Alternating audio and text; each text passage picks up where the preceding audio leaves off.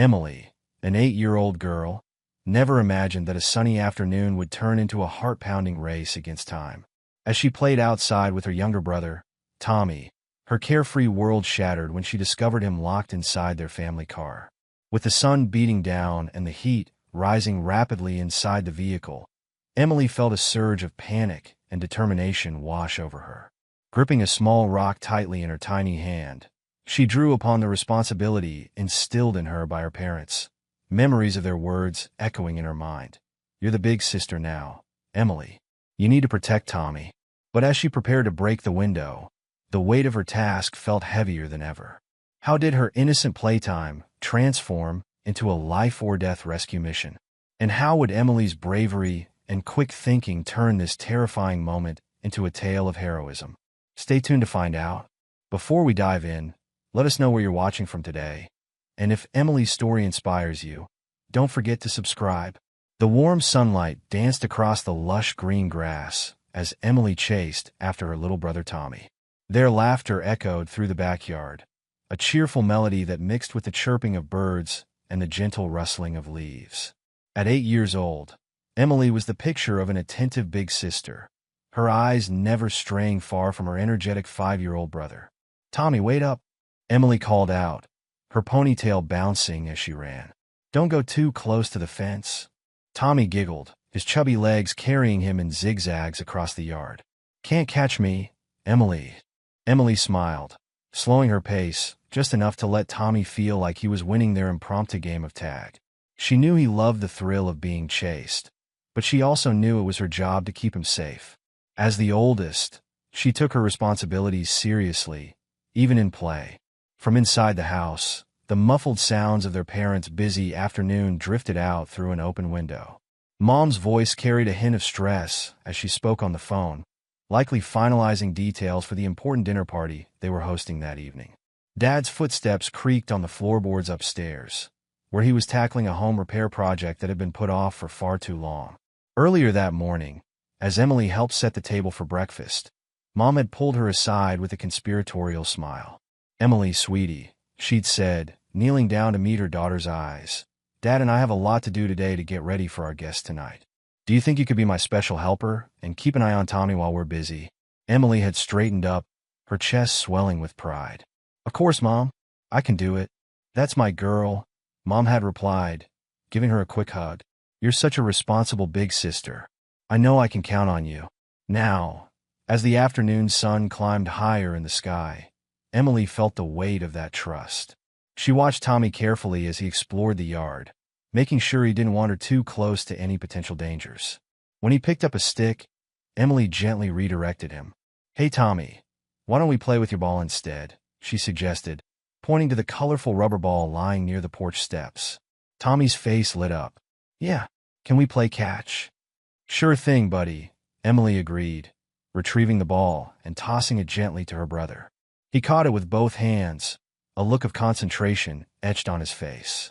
As they played, Emily kept up a steady stream of chatter, engaging Tommy in conversation to keep him interested and focused on their game. "So, what do you think Mom's making for dinner tonight?"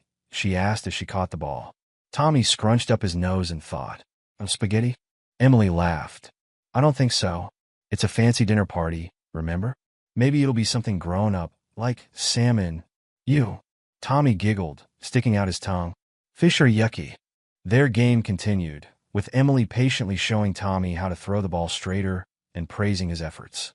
She remembered how Dad had taught her to play catch when she was Tommy's age, and now she was passing on that knowledge to her little brother. It filled her with a sense of importance and responsibility. As the afternoon wore on, Emily noticed Tommy starting to get tired. His throws became less enthusiastic, and he yawned more frequently. She glanced at her watch, the one Mom had given her for her last birthday, to help her keep track of time, and realized it was almost Tommy's usual nap time. "Hey, Tommy," she called softly, "why don't we take a little break? We could sit on the porch and I'll tell you a story." Tommy nodded sleepily, trudging over to where Emily stood. She took his hand and led him to the porch swing, helping him climb up before settling in beside him. As they swung gently back and forth, Emily began to weave a tale about a brave knight and his loyal dragon friend, watching as Tommy's eyelids grew heavier with each passing minute. Just as Tommy was about to drift off, the back door opened, and Mom stepped out onto the porch. She looked frazzled, her hair escaping from its usually neat bun, but her expression softened when she saw her children cuddled together on the swing. "How are my two favorite helpers doing?" she asked, her voice warm despite the tension evident in her shoulders. Emily smiled up at her mother. "We're good, Mom. Tommy's just getting a little sleepy." Mom nodded appreciatively. "I can see that. You've done a wonderful job keeping him entertained, Emily. Thank you so much for being such a big help today." Pride bloomed in Emily's chest at her mother's words.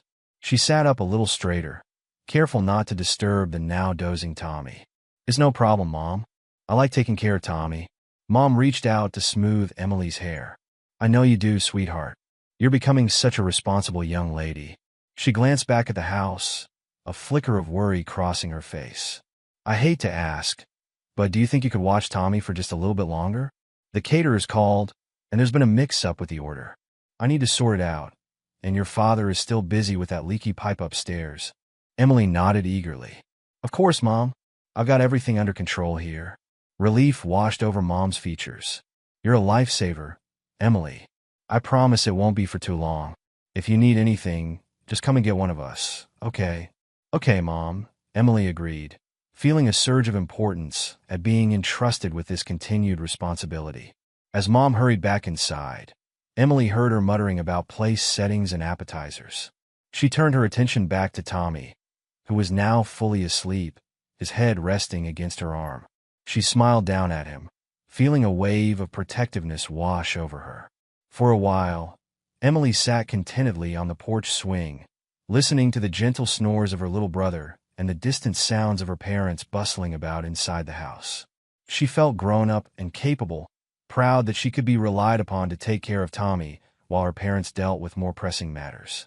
As the afternoon began to wane, Emily noticed the sky taking on a golden hue. The dinner party would be starting in a few hours, and she knew her parents would be getting increasingly busy with last-minute preparations. She decided it might be a good idea to wake Tommy up from his nap, so he wouldn't be too energetic when the guests arrived. Gently, she nudged her brother. "Tommy," she whispered, "time to wake up, sleepyhead." Tommy stirred, his eyes fluttering open. He yawned widely, stretching his arms above his head. "Is it time for the party?" he asked groggily. Emily chuckled. "Not yet, but soon. Want to play a quiet game while we wait for Mom and Dad to finish getting ready?" Tommy nodded, rubbing the sleep from his eyes. "Can we play hide and seek?" "Sure," Emily agreed, helping him sit up. "I'll go first." The sun hung low in the sky, casting long shadows across the backyard as Emily and Tommy continued their game of hide and seek. Emily stood near the old oak tree, her eyes closed and hands covering her face as she counted aloud. 18, 19, 20. "Ready or not? Here I come," she called out, her voice ringing through the quiet afternoon air. Emily opened her eyes and scanned the yard, looking for any sign of her little brother. She checked all of Tommy's usual hiding spots, behind the bushes, under the porch, and even in the big cardboard box they had turned into a fort last week. As the minutes ticked by without any sight of Tommy, a small knot of worry began to form in Emily's stomach. She tried to push it aside, telling herself that Tommy had simply found a really good hiding spot this time. But as she circled the yard for the third time, calling out his name, the worry grew into a cold, creeping fear. "Tommy," she called, her voice wavering slightly. "Tommy, come on out. You in okay?" "Game over." Silence answered her, broken only by the distant sound of a neighbor's lawnmower and the rustle of leaves in the gentle breeze. Emily's heart began to race as she realized that Tommy was nowhere to be found in the backyard. She ran to the gate, checking to make sure it was still latched. It was just as she had left it earlier. Panic rising in her chest, Emily's eyes darted around frantically, searching for any clue as to where her brother might have gone. That's when she spotted something that made her blood run cold. The family car, parked in the driveway, with its windows rolled up tight. Emily sprinted towards the car, her sneakers pounding against the pavement. As she drew closer, she saw a small figure slumped in the back seat. "Tommy! Tommy!" she screamed, her voice cracking with fear as she reached the car. She pressed her face against the window, her breath fogging up the glass. Tommy was there, his eyes closed, looking pale and sweaty in the stifling heat of the locked car. Emily's mind raced as she tugged desperately at the door handle, but it wouldn't budge. She pounded on the window, calling out to her brother. Tommy! Tommy, wake up! Can you hear me? Inside the car, Tommy stirred slightly at the sound of his sister's voice, but his movements were slow and sluggish. Emily could see beads of sweat rolling down his face, his t-shirt sticking to his small body in the oppressive heat. For a moment, Emily froze, overwhelmed by the situation. Her first instinct was to run inside and get her parents. They would know what to do. They could save Tommy. But as she turned towards the house, a memory flashed through her mind, as vivid as if it had happened yesterday. She saw her mom kneeling down in front of her, holding her hands and looking into her eyes with a mixture of pride and seriousness. You're the big sister now, Emily, her mom had said, her voice gentle but firm. If anything happens to Tommy while we're busy, I'm counting on you to take care of him until we can get to you. The weight of those words settled on Emily's shoulders like a heavy blanket. She glanced back at the car, where Tommy lay motionless, then towards the house where she could faintly hear the bustling sounds of her parents preparing for the dinner party. Time seemed to slow down as Emily wrestled with her decision. If she ran to get her parents, it would take precious minutes, minutes that Tommy might not have. She remembered a story on the news about a child who had been left in a hot car, and how quickly things could turn dangerous. The thought of losing her little brother made Emily's heart constrict with fear. No, she thought, she cannot leave Tommy alone here. But what could she do on her own? She was just a kid herself, not even tall enough to reach the top shelf in the kitchen without a stool. How could she possibly save Tommy without adult help? As these thoughts swirled in her mind, Emily caught sight of her reflection in the car window. She saw a scared little girl, yes, but she also saw determination in her own eyes. She was the big sister. She was responsible for Tommy. And right now, Tommy needed her to be brave. Taking a deep breath, Emily made her decision. She wouldn't run for help. Not yet. She had to try to save Tommy herself first. Every second counted, and she couldn't waste time running back and forth to the house. Hang on, Tommy, she whispered, her voice shaky but resolute. I'm going to get you out of there. I promise. Emily's mind raced as she tried to think of a way to open the car. She tugged at the door handles again, even though she knew they were locked. She peered through the windows, looking for any sign that one might be cracked open, but they were all sealed tight. As panic threatened to overwhelm her, Emily forced herself to take a deep breath. What would Mom and Dad do in this situation? They always said that in an emergency, the most important thing was to stay calm and think clearly. Emily closed her eyes for a moment, trying to push away the fear and focus. When she opened them again, she looked at the car with newfound determination. There had to be a way to get Tommy out, and she was going to find it. She circled the car, examining every inch of it. As she passed the front of the vehicle, something caught her eye: the hood ornament. It was a small, metallic emblem that stuck out slightly from the hood of the car. Emily had always thought it looked a bit like a miniature sword. An idea began to form in her mind. Maybe she could use something like that to break the window. But the hood ornament was firmly attached to the car. She needed something similar, but separate. Emily's eyes scanned the driveway and front yard, searching for anything that might help. That's when she spotted it: a garden gnome nestled among the flowers in her mother's flower bed. The gnome was holding a little pickaxe, its point glinting in the fading sunlight. Without hesitation, Emily ran to the flower bed and grabbed the gnome. "Sorry, Mr. Gnome," she muttered as she wrestled the small pickaxe from its ceramic hands. It came free with a small snap, and Emily silently apologized to her mother for the damage. Armed with the gnome's pickaxe, Emily hurried back to the car. She could see that Tommy was moving a little more now, his eyes fluttering open and closed, but he still looked dazed and uncomfortable in the sweltering heat. Emily knew she had to act fast. She remembered a safety video they had watched at school about what to do in case of a fire in a building. The instructor had said that if you needed to break a window, you should aim for the corners where the glass was weakest. Taking a deep breath, Emily raised the pickaxe and aimed for the lower corner of the rear window, as far from Tommy as possible. Her hands shook as she brought the tool down against the glass. The first hit produced only a small crack, barely visible. Emily's heart sank, But she refused to give up. She struck again and again, each blow sending vibrations up her arms. The crack grew larger, spreading like a spider web across the window. Come on, Emily muttered through gritted teeth as she continued to strike the glass. Her arms ached, and her palms stung from gripping the pickaxe so tightly, but she didn't stop. Finally, with one more powerful swing, the window shattered. Tiny pieces of safety glass rained down, inside and outside the car. Emily quickly used the pickaxe to clear away the remaining shards from the window frame, being careful not to cut herself. A rush of hot air escaped from the car, and Emily could feel the intensity of the heat that had built up inside. She reached through the broken window, her hand fumbling for the door lock. Her fingers found the small knob, and she pulled it up, hearing the satisfying click of the door unlocking. Emily yanked the door open and climbed into the back seat, her heart pounding. Tommy, can you hear me?" she called, gently shaking her brother's shoulder. Tommy's eyes fluttered open, unfocused and confused. Emily, he mumbled, his voice weak and raspy. "It's okay, Tommy.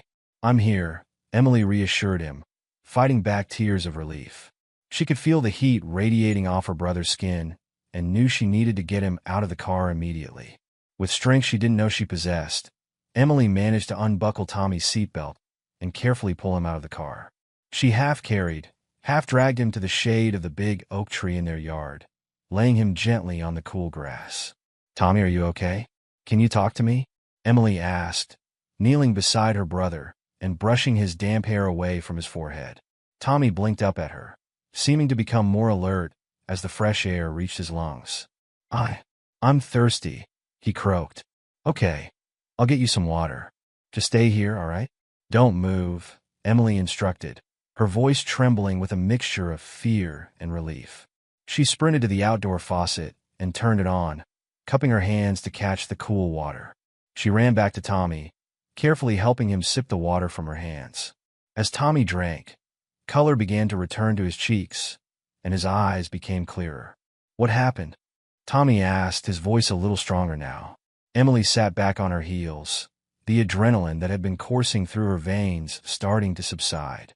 "You got locked in the car, Tommy. Don't you remember?" Tommy's brow furrowed as he tried to recall. I was hiding. For hide and seek. The car door was open, so I thought it would be a good spot. But then it got really hot, and I couldn't get out." Emily felt a pang of guilt. She should have checked the car earlier, should have made sure it was locked before they started playing. But she pushed those thoughts aside. What mattered now was that Tommy was safe. As she sat with Tommy under the tree, making sure he drank more water and started to feel better, Emily's mind wandered back to her decision not to get her parents. Had she done the right thing? What if something had gone wrong? The weight of responsibility settled heavily on her young shoulders. But then she looked at Tommy, alive and recovering, and knew that her quick action had made all the difference. She had lived up to the trust her parents had placed in her. She had been the big sister Tommy needed. When the sound of shattering glass echoed through the quiet suburban neighborhood, inside the house, Emily's parents froze, their hands full of party preparations. They exchanged a brief, worried glance before dropping everything and rushing towards the source of the noise. "What was that?" Emily's mother gasped, her voice tinged with panic. "I don't know, but it came from outside," her father replied, already striding towards the back door.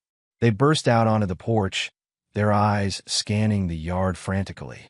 What they saw made their hearts skip a beat. There, under the old oak tree, sat Emily, cradling Tommy in her arms.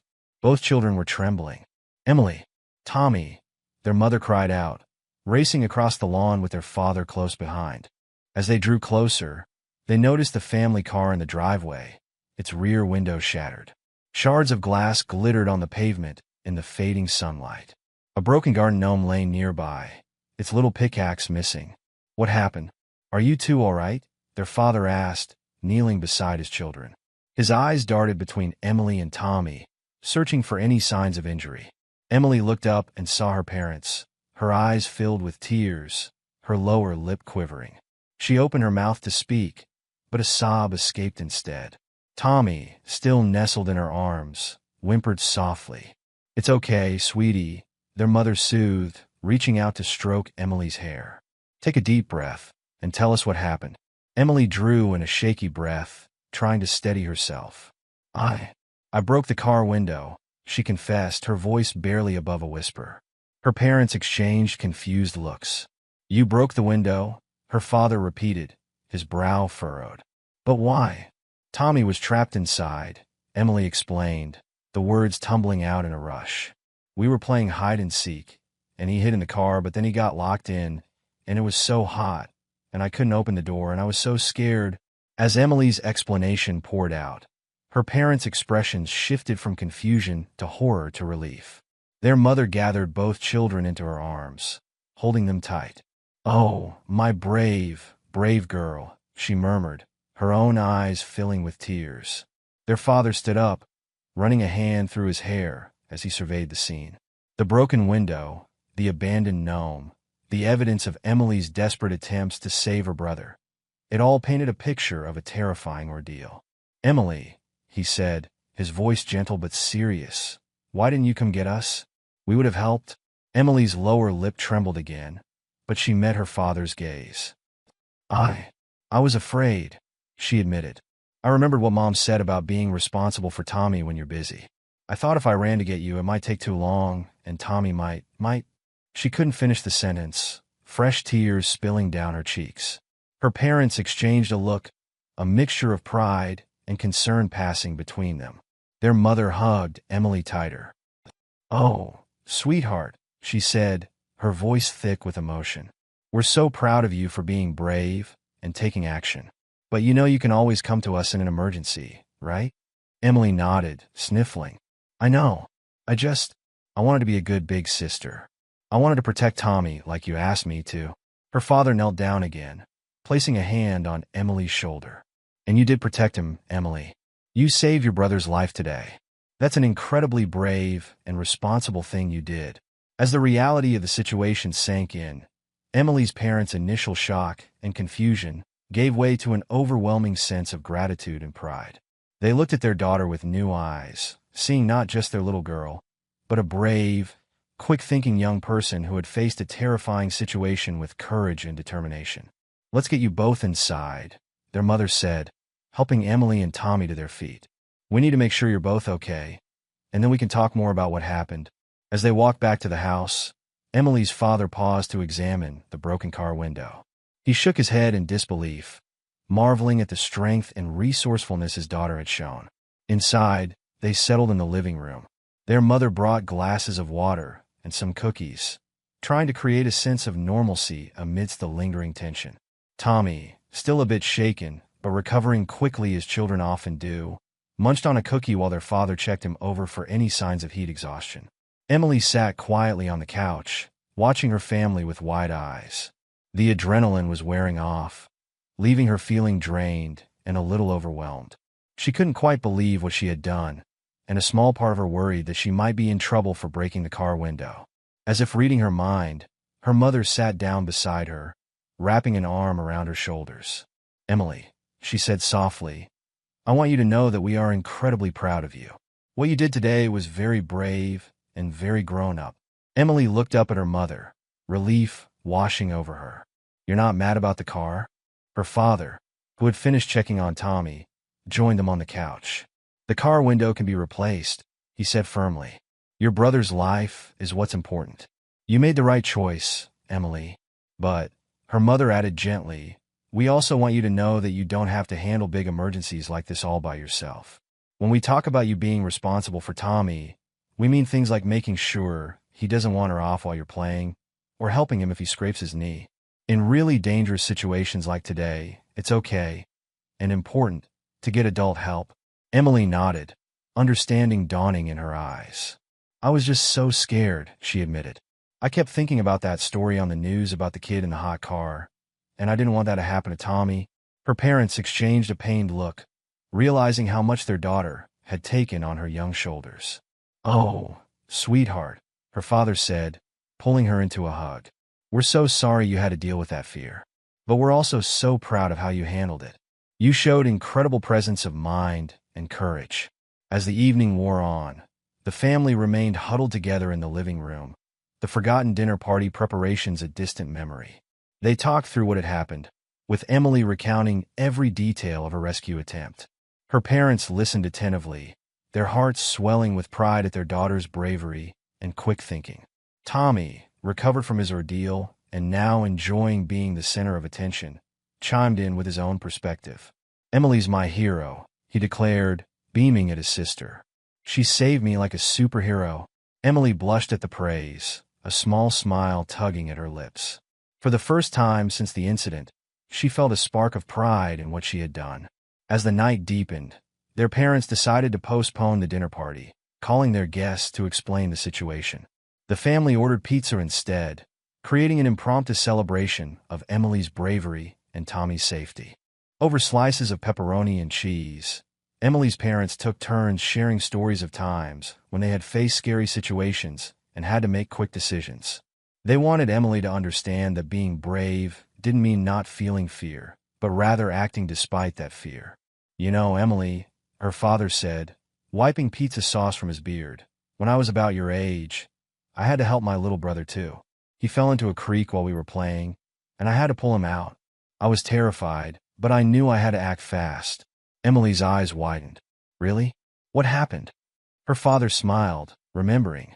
"Well, I managed to grab him and pull him to shore. He was okay, just cold and scared. But I remember feeling so grown up afterward, like I had passed some kind of test." "That's how I feel," Emily admitted. "Scared, but also, I don't know, different somehow." Her mother nodded understandingly. "That's because you've experienced something very grown up, sweetie. You faced a real emergency, and you handled it. That's bound to change how you see yourself." As the evening wound down, Emily's parents tucked both children into bed, taking extra time to make sure they felt safe and loved after the day's excitement. In Tommy's room, they heard him proudly telling his stuffed animals about how his big sister had saved him from the hot car monster. Finally, in Emily's room, her parents sat on the edge of her bed, their faces serious but loving. "Emily," her mother began, "we want you to know how incredibly proud we are of you. What you did today was truly heroic." Her father nodded in agreement. "You showed amazing courage and quick thinking. You saved your brother's life, and that's something to be very proud of." Emily snuggled deeper under her covers, a mix of emotions playing across her face. "I was so scared," she admitted in a small voice. "I kept thinking about what you said, Mom, about me being responsible for Tommy. I was afraid I'd let you down if anything happened to him." Her mother's eyes filled with tears. She reached out and stroked Emily's hair. "Oh, sweetheart, we never meant for you to feel that kind of pressure. When we talk about you being responsible, we mean for everyday things, not life-and-death situations." "That's right," her father added. "We're the adults, and it's our job to handle the really big, scary stuff. But," he continued with a proud smile, "you stepped up today in a way that many adults might not have. You should feel very good about that." Emily nodded, a small smile forming on her lips. "I do feel kind of proud," she admitted. "Even though I was scared, I knew I had to help Tommy." Her mother leaned down and kissed her forehead. "That's what real bravery is, sweetie. It's not about not being scared. It's about doing what needs to be done even when you are scared. We want you to know," her father added, "that while we're incredibly proud of how you handled today's emergency, you don't have to carry the weight of the world on your shoulders. You're still a kid, and it's okay to rely on us and other adults for help, especially in dangerous situations." Emily nodded, understanding dawning in her eyes. "So, I did the right thing by helping Tommy, but next time I should try to get an adult if I can." "Exactly," her mother smiled. "You're growing up and becoming more responsible, which is wonderful. But you're still our little girl, and we're here to help you navigate the big, scary parts of life." As they said their goodnights and turned out the light, Emily felt a warmth spreading through her chest. She was proud of what she had done, but she also felt relieved knowing that she didn't have to face every challenge alone. She had her family to support her, to guide her, and to help her grow. In the quiet of her room, Emily reflected on the day's events. She thought about the fear she had felt, the quick decisions she had made, and the relief of seeing Tommy safe. She realized that being a big sister, being responsible, didn't mean she had to be perfect or handle everything on her own. It meant doing her best, caring for her brother, and knowing when to ask for help. As sleep began to overtake her, Emily's last thoughts were of her family, her brave little brother, her loving parents, and the unbreakable bond they all shared. She drifted off with a smile on her face, feeling safe, loved, and just a little bit heroic. The next morning, as sunlight streamed through her window, Emily woke up feeling different. She couldn't quite put her finger on it, but something had shifted inside her. She felt older somehow, more confident. As she got dressed for the day, she caught sight of herself in the mirror and saw not just a little girl, but a brave big sister who had faced a scary situation and come out stronger. Downstairs, she found her family already at the breakfast table. Tommy beamed at her as she entered the kitchen, his eyes shining with admiration. Her parents greeted her with warm smiles and extra-tight hugs. As they ate their breakfast, laughing and talking about their plans for the day, Emily felt a deep sense of contentment. She knew that whatever challenges lay ahead, she had the courage to face them, the wisdom to ask for help when she needed it, and the love of her family to support her every step of the way. And so, with the memory of yesterday's ordeal behind them and the promise of a new day ahead, the family began their morning, stronger and closer than ever before. Emily, her heart full of love and newfound confidence, knew that she was ready for whatever adventures life might bring her way. The weeks following Emily's heroic rescue of Tommy passed in a blur of activity. Word of Emily's bravery spread quickly through their small town, turning the young girl into something of a local celebrity. Neighbors stopped by with casseroles and words of praise. Local news reporters called for interviews, and Emily even received a commendation from the town's fire department for her quick thinking and courage. At first, Emily felt uncomfortable with all the attention. She blushed and stammered when people called her a hero, insisting that she had just done what anyone would do to save their little brother.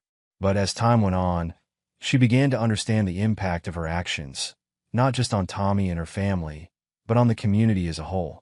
One sunny Saturday morning, about a month after the incident, Emily sat at the kitchen table, absent-mindedly stirring her cereal.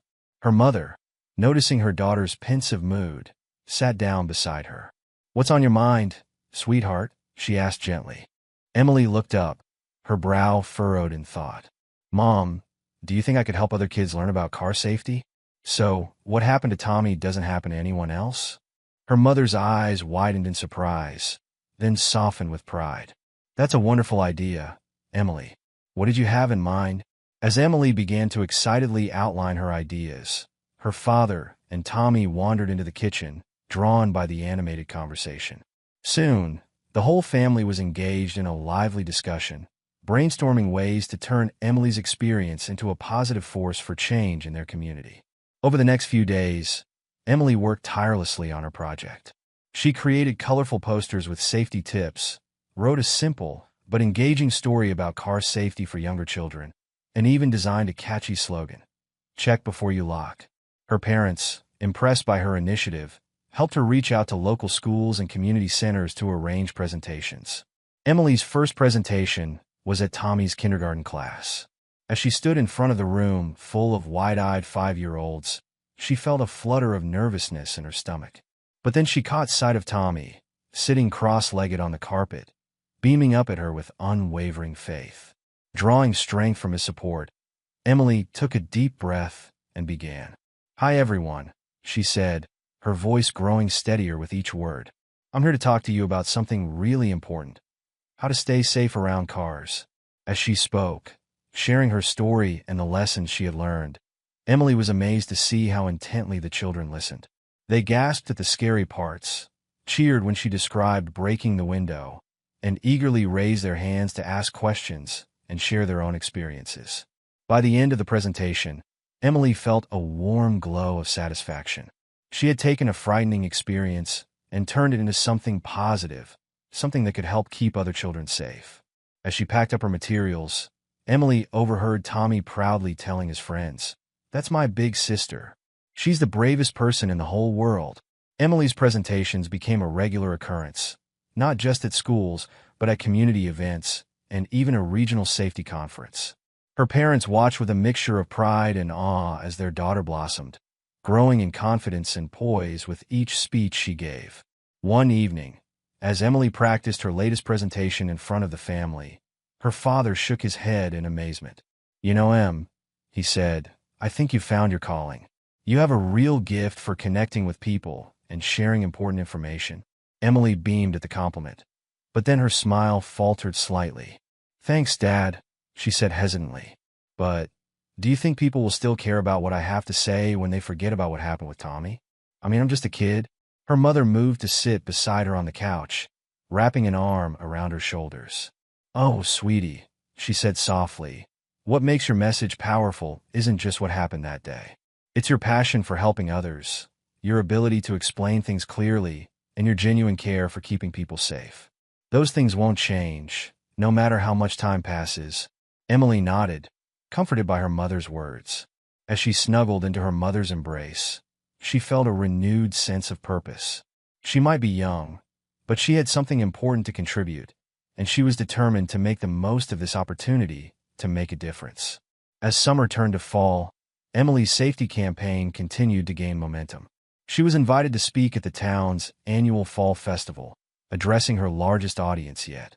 Standing on the stage in the town square, looking out at the sea of faces, neighbors, classmates, teachers, and strangers alike, Emily felt a surge of confidence.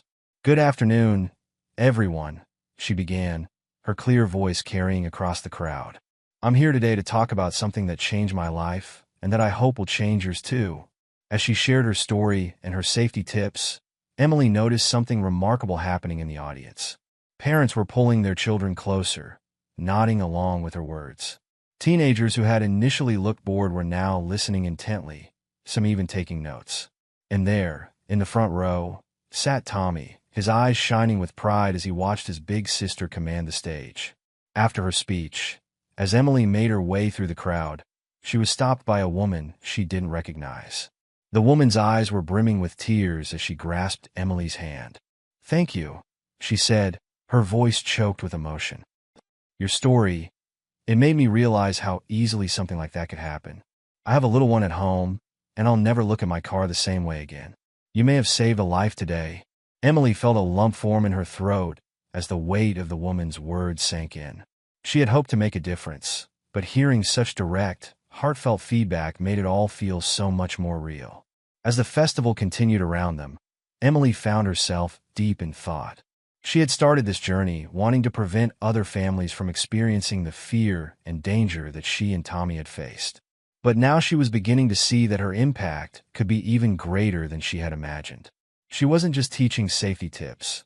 She was changing how people thought about responsibility, awareness, and the power of quick action in emergencies.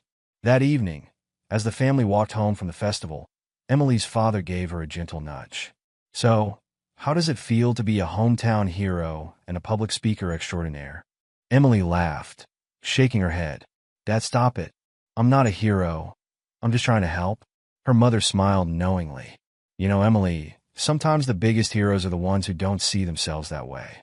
They're the ones who just keep showing up, day after day, trying to make things better." As they reached their front porch, Emily paused, looking back at the twinkling lights of the festival in the distance. She thought about all the people she had spoken to, all the lives she might have touched. It was a big responsibility, but one that she was starting to feel ready for. "I think I want to keep doing this," she said softly. "Not just talking about car safety, but maybe other kinds of safety too. Do you think I can make that my thing? Like, even when I grow up?" Her parents exchanged a glance, their eyes shining with pride and a touch of amusement. "Sweetheart," her father said, wrapping an arm around her shoulders, "I think you've already started. This isn't just a phase or a response to what happened. You've found your passion, and we'll support you every step of the way." As fall deepened into winter, Emily's reputation continued to grow. She was invited to speak at schools and community events in neighboring towns, and even got a call from a regional news station wanting to do a feature on her safety campaign. At first, the increased attention was exciting. Emily threw herself into each new opportunity, driven by the belief that every presentation, every interview, could help prevent another child from ending up in a dangerous situation. But as the demands on her time grew, she began to feel the strain. One chilly December afternoon, Emily sat at her desk, staring at a blank piece of paper. She was supposed to be working on a new presentation for an upcoming safety fair, but the words wouldn't come. Her mind felt foggy, and a dull headache throbbed behind her eyes. A soft knock on her bedroom door startled her out of her daze. "Come in," she called, trying to inject some enthusiasm into her voice. Her mother entered, carrying a steaming mug of hot chocolate. She took one look at Emily's tired face and sighed, setting the mug down on the desk. "Sweetheart," she said gently, "I think it's time we had a talk about balance." Emily looked up, confusion etched on her face. "Balance? What do you mean?" Her mother pulled up a chair, sitting down beside her. "I mean finding a way to do the important work you're doing without burning yourself out. You've been going nonstop for months now, and it's starting to show." Emily felt a flicker of defensiveness. "But Mom, this is important. I can't just stop. What if someone gets hurt because I didn't do a presentation or give an interview?" "Oh, honey," her mother said, reaching out to brush a strand of hair from Emily's face. "Your work is important, absolutely. But you're important too. And you can't help others if you're not taking care of yourself." As her mother's words sank in, Emily felt a wave of emotion wash over her. Tears welled up in her eyes as she realized just how tired she really was. "I don't know how to stop," she admitted in a small voice. "It feels like everyone's counting on me." Her mother pulled her into a tight hug. "I know, sweetheart.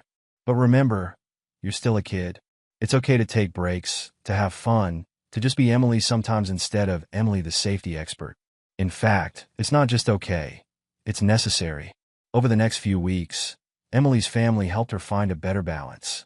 They set limits on how many speaking engagements she could accept each month. They made sure she had plenty of time for homework, for playing with friends, and for just being a kid. Emily was surprised to find that as she allowed herself more downtime, her passion for her safety work actually grew stronger. Her presentations became more engaging, fueled by the renewed energy and fresh perspectives she gained from her other activities. As the new year approached, Emily found herself reflecting on the incredible journey of the past 6 months. She had gone from a regular kid to a local hero to a budding safety advocate, all because of one terrifying afternoon and the choices she made in that moment. On New Year's Eve, as the family gathered in the living room to watch the ball drop on TV, Emily's father proposed a toast. "To Emily," he said, raising his glass of sparkling cider, "who taught us all that bravery comes in all sizes, and that one person really can make a difference." Emily blushed, but felt a warm glow of pride as her family clinked glasses.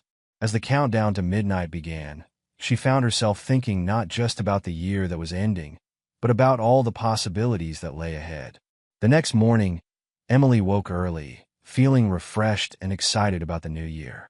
As she padded downstairs in her pajamas, she was surprised to find her parents already up, sitting at the kitchen table with serious expressions on their faces. "Good morning," she said hesitantly. "Is everything okay?" Her parents exchanged a glance before her mother spoke. "Everything's fine, sweetheart. We just have some news we wanted to discuss with you." Emily sat down, her curiosity piqued. Her father cleared his throat before continuing. "We got a call last night, after you kids went to bed," he began.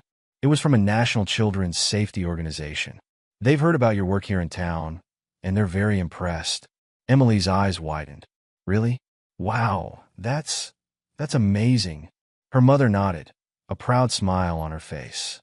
"It is, and they have a proposition for us. For you, really. They want to take your safety campaign nationwide." For a moment, Emily sat in stunned silence, trying to process what she had just heard. Her little hometown project, going national? It seemed too big, too incredible to be real. What would that mean exactly?" she asked, her voice barely above a whisper. Her father leaned forward, his expression serious but excited. "It would mean a lot of things, Em. Travel, for one. They want you to speak at schools and events all over the country. They want to turn your safety tips into books and videos that could reach millions of kids. It's a big opportunity, but it's also a big commitment." Emily's mind raced with the possibilities. She thought about all the children she could reach, all the lives she might be able to impact. But she also thought about her friends, her school, her life here in their small town. She thought about the lessons she had learned about balance and taking care of herself. I don't know what to say," she admitted. "It sounds amazing, but also kind of scary. What do you guys think? Her parents shared another look before her mother spoke. We think it's an incredible opportunity, honey, but we also think it's a big decision and not one you have to make right away. We told them we'd need some time to think it over as a family. Emily nodded, grateful for the chance to process this news. Can I think about it for a few days? She asked. Of course, her father assured her. Take all the time you need. This is your decision, and we'll support you no matter what you choose. Over the next week, Emily thought of little else. She made lists of pros and cons, talked it over with her friends, and even had a long chat with Tommy about how he would feel if she had to travel a lot. She was touched when her little brother declared that he would miss her terribly, but that she should do it because the whole world needs to know about my superhero sister. Finally, after 7 days of contemplation, Emily gathered her family in the living room to share her decision. I want to do it, she said, her voice firm despite the butterflies in her stomach. I want to take the campaign national. But, she added, holding up a hand as her parents started to speak, I have some conditions. Her parents raised their eyebrows, impressed by their daughter's assertiveness.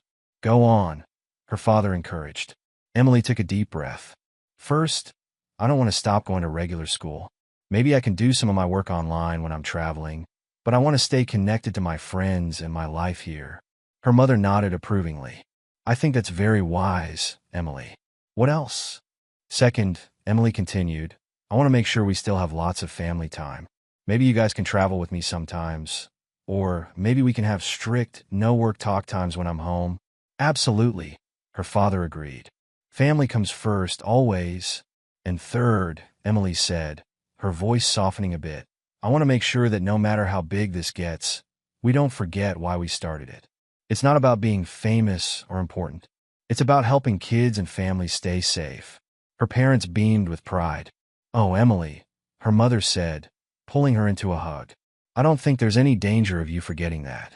But we promise to always remind you if you need it. As the family embraced, Emily felt a mix of excitement and nervousness about the journey ahead. She knew there would be challenges, but she also knew that with her family's support and her own determination, she could face whatever came her way.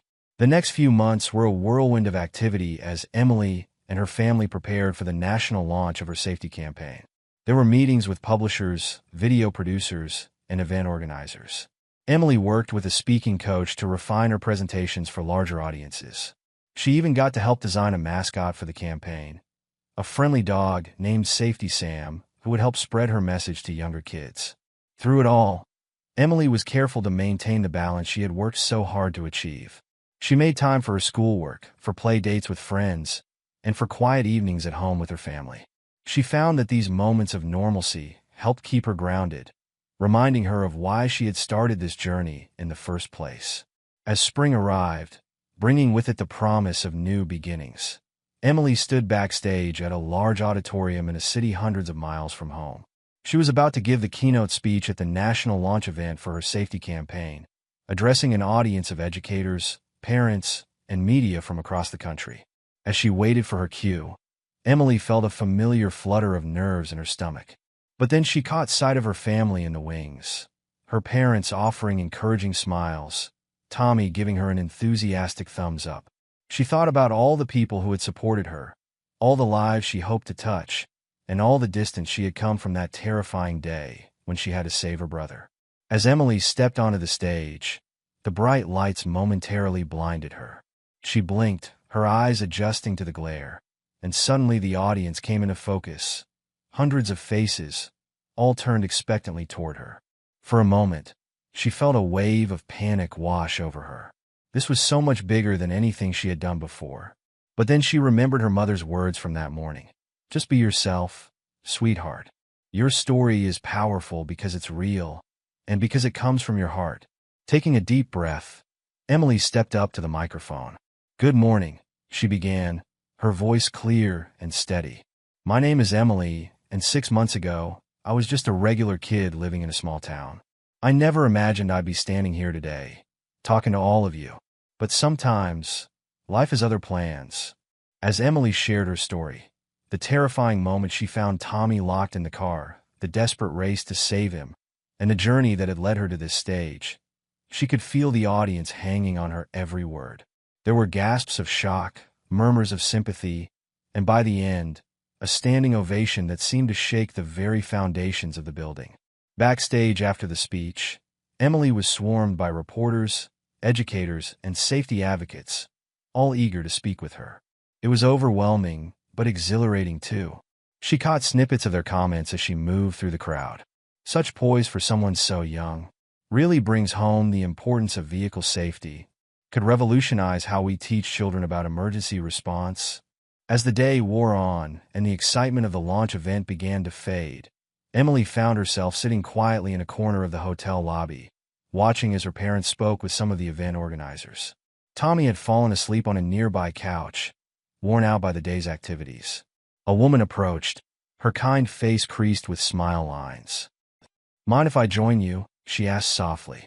Emily nodded, recognizing her as one of the speakers from earlier in the day, a child psychologist who had talked about the importance of empowering kids to handle emergency situations. The woman sat down, her eyes studying Emily's face. "That was quite a speech you gave today," she said. "How are you feeling now that it's all over?" Emily considered the question carefully. "Tired," she admitted with a small laugh. "But also, I don't know. Excited? Scared? It all feels so big now." The psychologist nodded understandingly. "It is big," she agreed. "But you know what I think? I think you're big enough to handle it. Not because you're some kind of superhero, but because you're a thoughtful, caring girl who wants to make a difference." As they continued to chat, Emily found herself opening up about her fears and hopes for the campaign. The psychologist listened attentively, offering gentle advice and reassurance. By the time her parents came to collect her for dinner, Emily felt a renewed sense of purpose and confidence.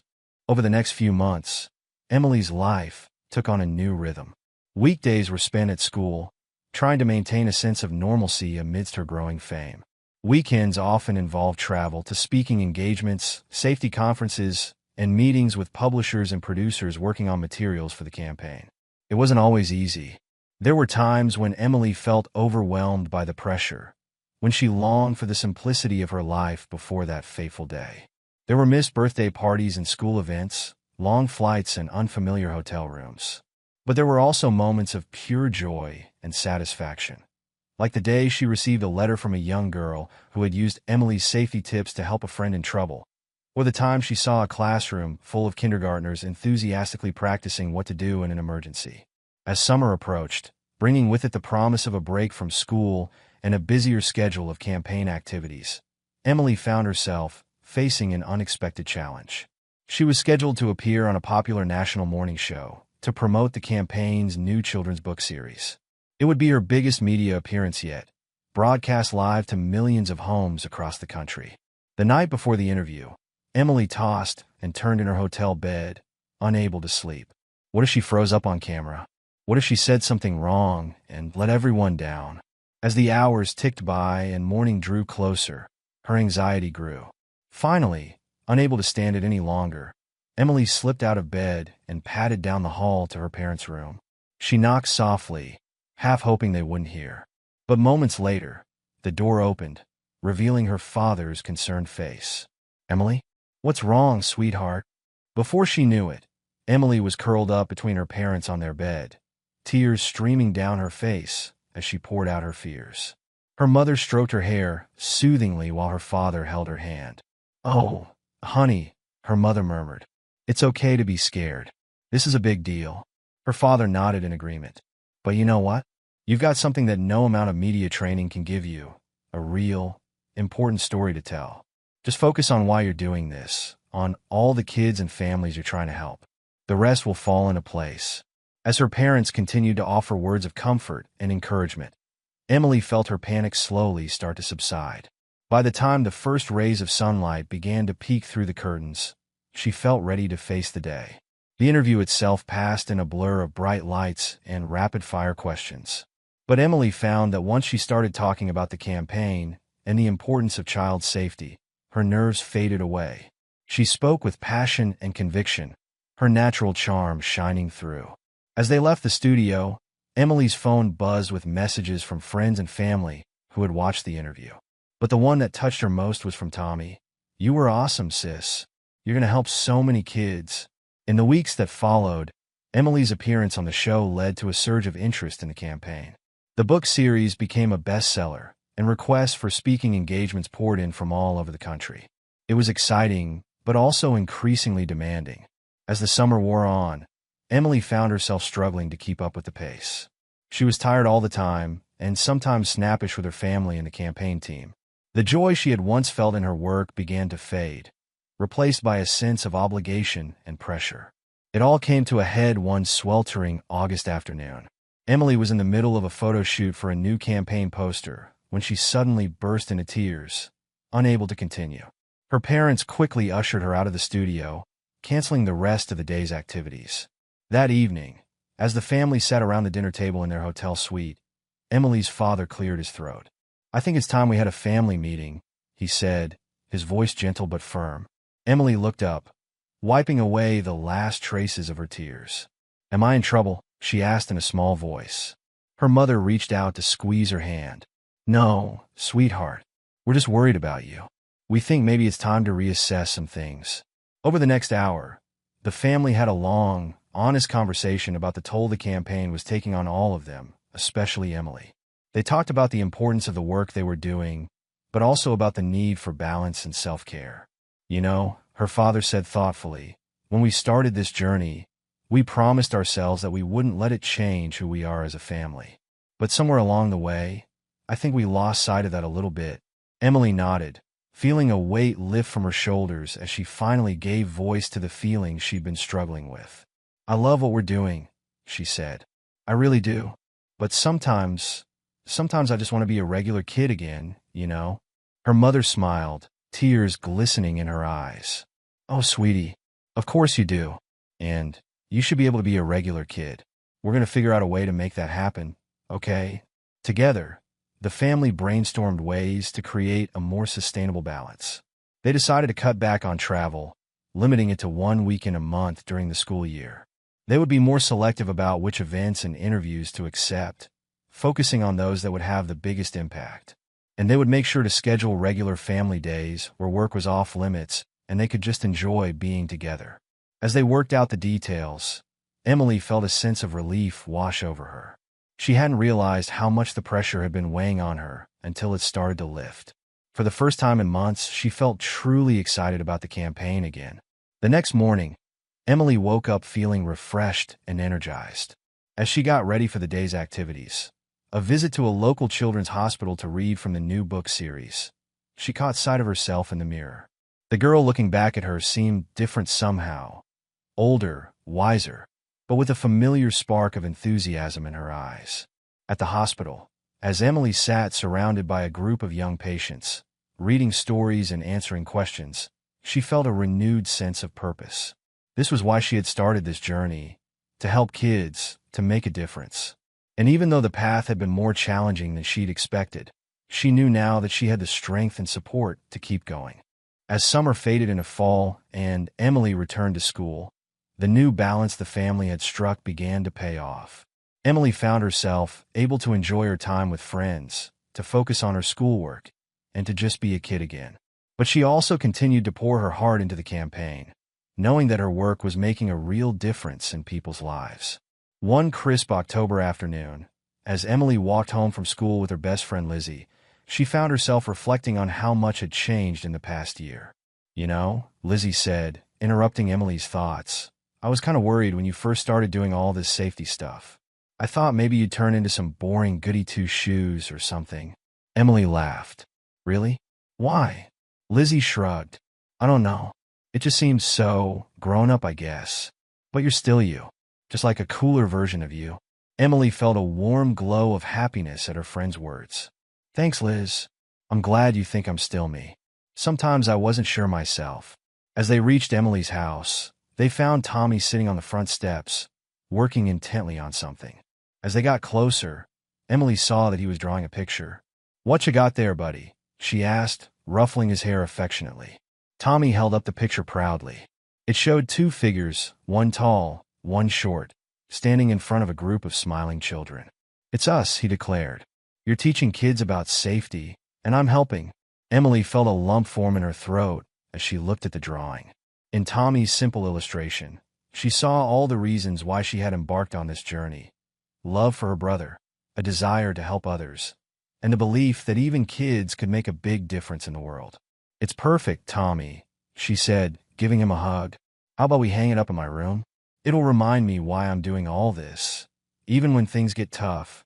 As they headed inside, Emily caught sight of a calendar hanging in the kitchen. Circled in red was a date a few weeks away, the 1-year anniversary of the day she had saved Tommy from the locked car. So much had happened since then, so much had changed. But at her core, Emily knew she was still the same girl who had faced that terrifying situation with courage and determination. That night, as she got ready for bed, Emily paused to look at Tommy's drawing, now proudly displayed on her wall. She thought about all the challenges she had faced over the past year, and all the ones that still lay ahead.